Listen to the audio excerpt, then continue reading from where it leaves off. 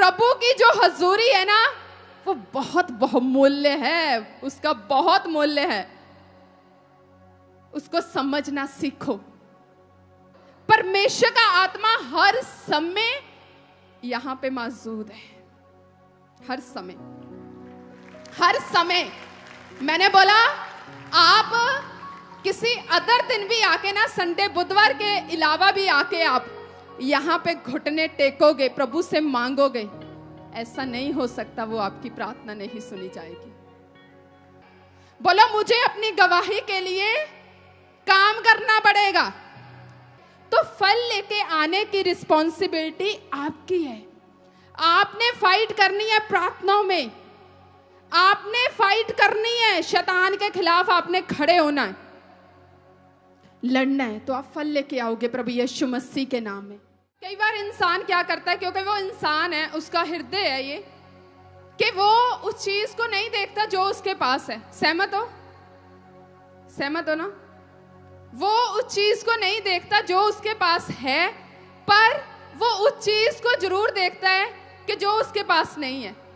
जब हम प्रभु की हजूरी में आते हैं ना, ये पिछले दिनों में प्रभु ने मुझे भेद दिया, जब आप प्रभु की हजूरी में आते हो ना, तो उन चीजों को लेके मत आओ कि आपके पास, आपने मांगना है। प्रभु का वचन कहता है मांगोगे तो तुम्हें दिया जाएगा, पर आपने देखना है जिस समय जो करना चाहिए ना, उस चीज को करना है। समझ गए क्या बोलना? समझ रहे हो क्या बोलना चाहती हूँ? कई बार लोगों का क्या होता है, जब ये परमेश्वर ने मुझे सिखाया, मैं आपको सिखा रही हूँ। कई बार लोगों का क्या होता है, जब फायर प्रेयर करने की जरूरत होती है तो वो गैर जुबान में प्रार्थना करते हैं। जब पूरा शैतान के ऊपर आग भेजने का समय होता है ना, तब वो गैर जुबान में प्रार्थना करते हैं। जब वर्शिप करने का समय होता है तब वो वर्शिप नहीं करते, पर जो उनके मन में है, अपना सारा जो दुख या जो भी, उस चीज को परमेश्वर के आगे रखते हैं। आज से कलीसिया आपने क्या करना है, जब वर्शिप करने का टाइम हो तो सिर्फ वर्शिप करनी है। समझ गए? जब वर्शिप करने का टाइम हो तो सिर्फ वर्शिप करनी है। जब गवाहियों का समय हो तो गवाहियों को सुन के, परमेश्वर के कामों को देख के, अपनी आंखों से, अपने कानों से सुन के, अपनी आंखों से देख के, अपने हृदय में लेके उसका धन्यवाद करना है। समझ गए? और जब फायर प्रेयर करने की, जब शैतान के ऊपर क्या अब टाइम आ चुका है, तो पूरे गुस्से से उसके ऊपर आग भेजनी है। जब आज से आप इस चीज को फॉलो करोगे ना, तो सचमुच आप देखना गवाही के साथ वापस आओगे। लोगों का क्या होता है, जब वर्शिप करने का टाइम होता है वो वर्शिप नहीं करते, क्योंकि घर से आए होते हैं। कई लोगों का तो सिस्टम ऐसा है, वर्शिप अटेंड ही नहीं करते। वर्शिप का उनकी लाइफ में कोई महत्व ही नहीं है। जिस चीज का आपकी लाइफ में, आप जिस चीज का, जहाँ परमेश्वर की हजूरी का, जब वर्शिप का अगर आपके जीवन में, आपके हृदय में महत्व नहीं है ना, कि वर्शिप का मेरे जीवन में कोई महत्व नहीं है, कोई बात नहीं, जब गवाहियां होंगी, जब परमेश्वर के दास आएंगे, तब मैं प्रभु की हजूरी में जाऊंगा। तो जैसा आप प्रभु को आदर देते हैं, जैसा आप परमेश्वर की हजूरी को महत्व देते हैं ना, तो वैसा ही आपके जीवन में होता है। आपको अपनी लाइफ में हर एक चीज के लिए, परमेश्वर के कामों के लिए, वर्शिप के लिए, प्रभु के जो हम टेस्टिमनीज दिखाते हैं उनके लिए, हर एक चीज के लिए आपको क्या करना पड़ेगा। हर एक चीज का आप देखो कि ये मेरी लाइफ में महत्वपूर्ण है। हमने पिछले दिनों में क्या गवाहियां देखी, ये मेरा टॉपिक नहीं था कलीसिया, सच्ची बोल रही हूं, ये प्रभु के आत्मा ने अभी दिया, आपको मैं सिखाऊं उस चीज को। पिछले दिनों में हमने क्या सुना कि एक भाई ने गवाही दी, तो दूसरे भाई ने गवाही को रिसीव किया, विश्वास किया कि प्रभु मैं भी विश्वास करता हूं, वो भी गवाही के साथ आया। मुझे लगता है 3-4 गवाहियां टेस्टिमनी टीम ऐसी होंगी कि जो लोग सेम उस गवाही को रिसीव करके यहां पे खड़े हुए, उसी गवाही को रिसीव करके, क्योंकि उस उस चीज का महत्व है। आपको पता ये नहीं है कि जब वचन सुनाया जाता है, जब प्रेयर की जाती है, तभी प्रभु का आत्मा मौजूद होता है। परमेश्वर का आत्मा हर समय यहां पे मौजूद है, हर समय, हर समय। मैंने बोला आप किसी अदर दिन भी आके ना, संडे बुधवार के अलावा भी आके आप यहां पे घुटने टेकोगे, प्रभु से मांगोगे, ऐसा नहीं हो सकता वो आपकी प्रार्थना नहीं सुनी जाएगी। काम किसने करना है? प्रभु के आत्मा ने, और प्रभु के आत्मा हर समय भवन में मौजूद है। उसने कहा कि मेरा आत्मा सदा इस भवन में बना रहेगा, और जो प्रार्थनाएं, जो विनतियां, जो दुहाई आप दोगे, मैं उनको, मेरे कानों तक वो पहुंचेंगी और उनका उत्तर आएगा। समझ सकते हो? तो बोला मैंने, हर एक चीज का महत्व है। जब आप अपने जीवन में हर एक चीज का महत्व समझ लोगे ना, कि एक भी चीज, एक भी पल प्रभु के साथ कोई भी जो है वो व्यर्थ नहीं है, वो बेकार नहीं है। हर एक चीज का महत्व है। मैंने बोला आप भवन में कदम रखते ही गवाही को ले लोगे कलीसिया। क्यों? क्योंकि ये हमारा प्रार्थना का विषय है कि प्रभु जब लोग भवन में कदम रखें तो तेरा आत्मा उनको छुए और वो गवाही के साथ खड़े हों। प्रभु जब लोग तेरे भवन में आके घुटने टेके तो उनकी प्रार्थनाओं के उत्तर आए परमेश्वर। समझ सकते हो? हमने सुनी गवाहियां कि मैंने भवन में कदम रखा तो मैंने चंगाई को रिसीव किया, पर ये आपके ऊपर निर्भर करता है कि आप किस विश्वास से प्रभु के भवन में कदम रखते हो। इसलिए हर एक चीज को महत्व दो। मैं बोलती हूं उन लोगों के लिए बहुत बहुत जिसे बोलते हैं बहुत मेरी ओर से ब्लेसिंग है जो प्रभु के भवन में आके वर्शिप को अटेंड करते हैं। क्योंकि मैं आपको ऐसे नहीं बोलती, मैं वर्शिप अटेंड करती थी पहले जाके, मैं जाके दरियां बिछाती थी, मैं जाके चेयर साफ करती थी, मैं जाके फिर सारा कुछ सेट होता था, मैं जाके वर्शिप अटेंड करती थी और प्रभु के नाम को महिमा देती थी। और उसी महिमा को जो प्रभु को मैंने दी तो प्रभु ने आज मुझे ऊंचा किया है। इसीलिए हर एक चीज के लिए महत्व रखो। जब आपको हो जाएगा ना, मैं नहीं सोचती कैसे लोग हैं कि गवाहियां चलती हैं, अपना ध्यान इधर उधर लगा के चलते हैं। मैं तो जब जाती थी ना, मैं ऐसे बैठती थी, प्रभु क्या गवाही है, प्रभु हम सुनते थे और प्रभु को ऐसे धन्यवाद देते थे, प्रभु तेरा धन्यवाद, तू कितने बड़े काम करता है। मैं नहीं मिस करती थी कोई भी वर्शिप सॉन्ग हो, कुछ गवाहियां हो, कुछ भी हो, मैं नहीं मिस करती थी। मैं तो एंड तक कि क्या हो रहा है, प्रभु तूने आज क्या किया, सब कुछ देख के आती थी। इस तरह महत्व रखो। प्रभु का वचन कहता है, जब हम यूहन्ना उसके 15-16 में पढ़ते हैं तो वचन में लिखा है, तुमने मुझे नहीं चुना। प्रभु का वचन कहता है तुमने मुझे नहीं चुना। बोलो मैंने परमेश्वर को नहीं चुना। बोलो मैंने नहीं चुना प्रभु को। बोलो मैंने अपना धर्म परिवर्तन नहीं किया। बोलो प्रभु ने मुझे चुना है। बोलो परमेश्वर ने मेरा जीवन बदला है।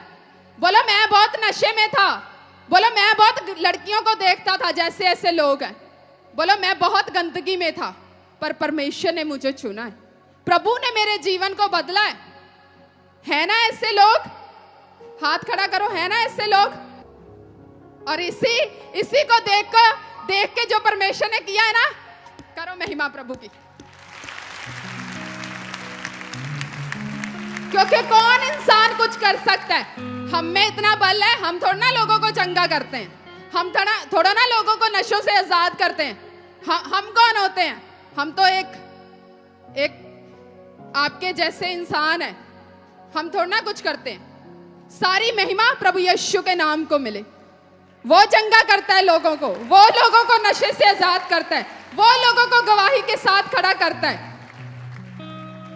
तो प्रभु का वचन कहते हैं यूहन्ना में 15:16 में वचन कहते हैं, तुमने मुझे नहीं चुना परंतु मैंने तुम्हें चुना है कि और तुम्हें नियुक्त किया है कि तुम जाकर फल लाओ और तुम्हारा फल बना रहे, कि तुम मेरे नाम से जो कुछ पिता से मांगो वह तुम्हें दे। वचन में लिखा है, परमेश्वर का वचन कहता है मैंने तुम्हें चुना है कि तुम जाकर फल लाओ। तो फल लाने की रिस्पॉन्सिबिलिटी किसकी है? बोलो मेरी, बोलो मेरी, बोलो मेरी मम्मी की नहीं है कि मम्मी तू जाके प्रार्थना करना मेरा वीजा लग जाए। बोलो मेरी वाइफ की नहीं है कि मैं घर में सोया हूं बेड पे, मैं नशे करता हूं, तो चल जा जाके वहां से प्रेयर करवा ले, पापा से ले ले मेरी फोटो ले जा। ऐसे नहीं छुटकारे होते।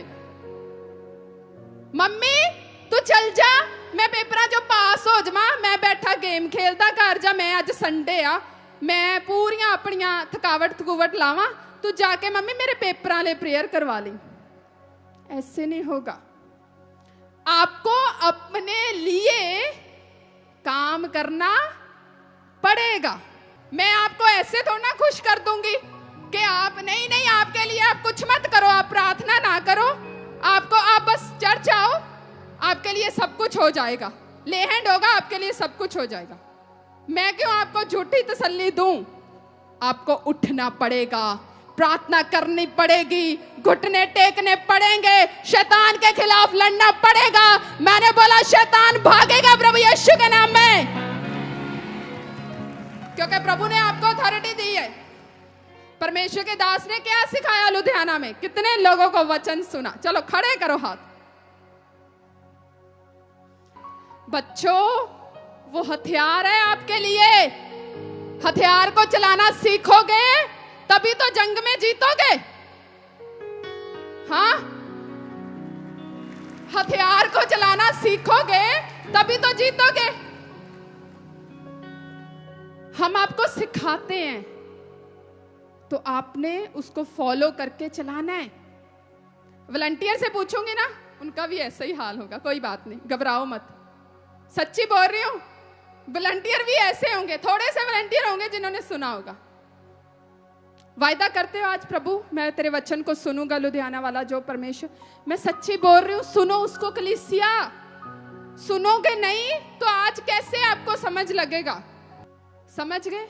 प्रभु का वचन कहता तू जाकर फल लेके आए, तो फल लेके आने की रिस्पॉन्सिबिलिटी आपकी है। आपने फाइट करनी है प्रार्थनाओं में, आपने फाइट करनी है, शैतान के खिलाफ आपने खड़े होना है, लड़ना है। तो आप फल लेके आओगे प्रभु यीशु मसीह के नाम में। तो कोई बात नहीं, पिछले हफ्ते में आपने 3 टाइम प्रार्थना नहीं की, पर आज से आपने करनी है प्रभु यीशु मसीह के नाम में। समझ गए? इसलिए फल लेके आने की रिस्पॉन्सिबिलिटी आपकी है। जिस तरह नीति वचन कहता है, नीति वचन 16 उसकी 4 में लिखा है, यहोवा ने सब वस्तुएं विशेष उद्देश्य के लिए बनाई हैं, वरन दुष्ट को भी विपत्ति भोगने के लिए बनाया। प्रभु का वचन कहता है यहोवा ने विशेष, जो सब वस्तु है ना, एक विशेष उद्देश्य के लिए बनाया। बोलो मैं प्रभु के राज्य के लिए एक विशेष उद्देश्य के लिए बनाया गया हूं। बोलो तो सही, कुछ लोग तो बोल ही नहीं रहे। और परमेश्वर ने आपको एक विशेष उद्देश्य के लिए बुलाया। बोलो मुझे परमेश्वर ने एक खास उद्देश्य के लिए चुना है, मुझे परमेश्वर ने एक खास उद्देश्य के लिए चुना है। आपको पता है वचन कहता आपको एक विशेष उद्देश्य के लिए चुना गया है। आप बेकार नहीं हो, आपको परमेश्वर ने ऐसे नहीं बना दिया। जो सब वस्तुएं हैं परमेश्वर की ओर से बनाई हुई, वो एक विशेष उद्देश्य के लिए बनाई गई हैं। आज से आपने घोषणा करनी है कि प्रभु मैं एक विशेष उद्देश्य के लिए बनाया गया हूं। परमेश्वर तूने मुझे चुना है, परमेश्वर मुझे बल दे, प्रभु मुझे ताकत दे परमेश्वर, मैं उस उद्देश्य को पूरा कर सकूं और मैं फल लेके आ सकूं। परमेश्वर मैं तेरे राज्य की बढ़ोतरी का कारण बन सकूं। जो परमेश्वर ने बनाया रचा है, हम सब जो हैं, जो बनाए गए हैं, हम सब किसकी सेवा करते हैं? उस परमेश्वर के, उसके राज्य के लिए। तो आपने आज से ये कुछ नहीं समझना कि मैं कुछ नहीं कर सकता। आज से आपने उस उद्देश्य को पूरा करना है, क्योंकि हर एक व्यक्ति की लाइफ में परमेश्वर ने एक विशेष उद्देश्य रखा है। तो फाइट करनी है, प्रार्थना करनी है, अपने मन में घमंड नहीं रखना, नम्रताई के साथ परमेश्वर के साथ चलना है। जैसे परमेश्वर के दास सिखाते हैं उस चीज को फॉलो करना है। आज वायदा करना है सबसे पहले कि प्रभु मैं 3 टाइम प्रार्थना नहीं कर पाया, प्रभु मैं इस बात के लिए क्षमा मांगता हूँ, लेकिन आज से प्रभु मैं तेरे भवन में ये वायदा करता हूँ परमेश्वर कि आज से मैं 3 टाइम प्रार्थना करूंगा। परमेश्वर मैं वायदा करता हूँ प्रभु मैं तेरी हजूरी को परमेश्वर ऐसे हल्की बात नहीं लूंगा। परमेश्वर मैं वर्शिप अटेंड करूंगा, मैं प्रभु गवाहियों को सुनूंगा, मैं तेरे भवन में रेगुलर संडे आऊंगा। परमेश्वर मैं इस चीज के लिए वायदा करता हूं। छुटकारे के लिए आपको अपनी लाइफ में डिसीजन लेने पड़ते हैं, फल लेके आने के लिए आपको अपनी लाइफ में डिसीजन लेने पड़ते हैं। इसलिए जब आज अपनी लाइफ में डिसीजन लोगे, मैंने बोला डिसीजंस के ऊपर, फैसलों के ऊपर आपकी लाइफ जो है वो निर्धारित करती है कि आपकी लाइफ कैसी बनेगी। डिसीजन नहीं है रोज प्रार्थना करने का तो कोई बात नहीं है, समय भी ऐसे ही चलता जाएगा, आपको पता ही नहीं चलेगा कब दिन हुआ और कब रात हो गई, कब सोने का समय आ गया। डिसीजन नहीं होगा तो कोई उपवास, कोई फास्टिंग नहीं रखोगे। डिसीजन नहीं होगा तो कोई बोगे नहीं, बोने के लिए भी डिसीजन लेना पड़ता है। डिसीजन नहीं होएगा तो कोई प्रॉब्लम नहीं, आप कभी आओगे चर्च, कभी नहीं आओगे। डिसीजन रखोगे तो प्रभु के वायदे को पूरा कर पाओगे कि प्रभु मुझे तेरे भवन में जाना है। ये दिन तेरी ओर से जो आशीषित किया गया है, ये दिन तूने बोला मेरी हजूरी में आना है। डिसीजन के साथ डिसीजन लेने सीखो। मैंने बोला डिसीजन आपकी जिंदगियों में, आपकी लाइफ में गवाही को लेके आएंगे प्रभु यीशु के नाम में। सबको जय मसीह की। मैं जतिन बब्बर और आप देख रहे हैं मसीह परिवार चैनल। जैसे कि आप सब जानते हैं कि मैं इस चैनल पे प्रभु के अलग अलग दासों की वीडियोस डालता हूं, तो अगर आपको हमारा चैनल अच्छा लगता है तो आप इस चैनल को ज़्यादा से ज़्यादा सब्सक्राइब जरूर करें, ताकि आप प्रभु के वचन को सुन सके। वीडियोस को ज़्यादा से ज़्यादा शेयर करें ताकि जिन लोगों तक वचन नहीं पहुंचा उन तक भी वचन पहुंच सके। सबको जय मसीह की। एक बार मैं आपसे दोबारा कहूँगा कि इस चैनल को सब्सक्राइब जरूर करें और वीडियोस को ज़्यादा से ज़्यादा शेयर करें। जय मसीह की।